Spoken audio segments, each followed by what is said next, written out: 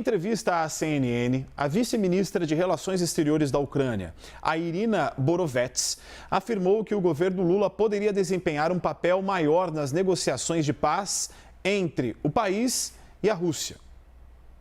I think that Brazil could, considering the global posture, the global place that Brazil actually takes, it could be more involved and more a part of the peace process. Of course, we noticed the interest of Brazil to be part of the peaceful negotiations. Of course, we know about the Brazil-Chinese initiatives and the 6 points.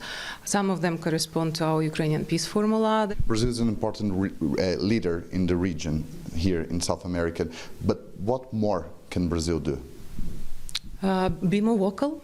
Be more vocal in supporting the principles for future peace that are grounded in the principle of international law and UN Charter. I think that that Brazil could lead by example.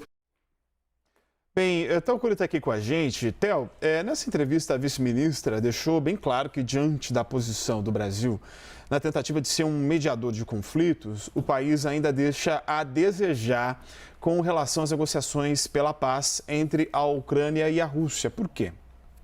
Jairo, a principal crítica do governo ucraniano, seja essa externada quando eu conversei com a vice-ministra de Relações Exteriores, seja pelo presidente Volodymyr Zelensky, que falou nesse final de semana lá na Suíça, é a ausência de um posicionamento mais claro do Brasil, de uma participação do Brasil nessa cúpula que foi realizada na Suíça e que terminou sem nenhum tipo de consenso entre os países que participaram. Mais de 90 países estavam presentes, o Brasil foi convidado, o presidente Lula foi convidado a participar desse encontro, mas o Brasil, a avaliação do governo Lula, a avaliação do assessor especial para assuntos internacionais da presidência da República, o Celso Amorim, é de que o Brasil não vai participar de um evento onde não estão representados os dois países que participam da guerra, a Rússia e a Ucrânia. E nesse final de semana, a Rússia não estava presente. O Brasil não assinou esse acordo que foi exposto nessa conferência realizada na Suíça. A ideia é que outras reuniões aconteçam. O Brasil e a China defendem uma conferência internacional pela paz com a participação tanto da Rússia quanto da Ucrânia. A Rússia não quis participar. A Ucrânia ainda não deu indicativos de que participa de uma reunião com a Rússia. Acha que primeiro é preciso participar com todos esses países para depois se sentar com representantes da Rússia. Foi o que a própria vice-ministra me disse nessa conversa que a gente teve.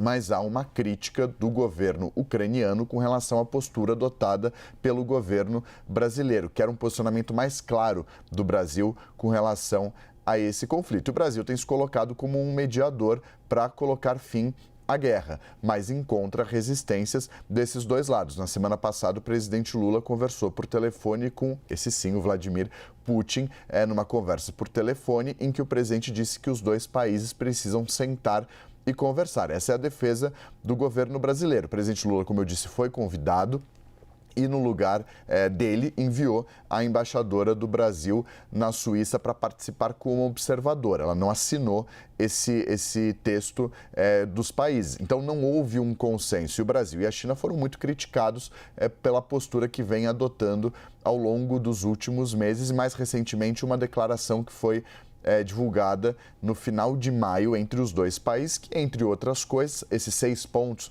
que a vice-ministra mencionou nessa nossa conversa, o Brasil e a China defendem uma participação numa conferência dos dois países. Disse que só vai haver um avanço quando os dois países se ouvirem e sentarem para conversar. Então, esse é o cenário atual e que tem gerado muitas críticas ao governo do presidente Lula pelas autoridades ucranianas. Muito bem, Théo Cury trazendo mais informações para a gente sobre o papel do Brasil no conflito entre Rússia e Ucrânia. Muito obrigado pelas suas informações.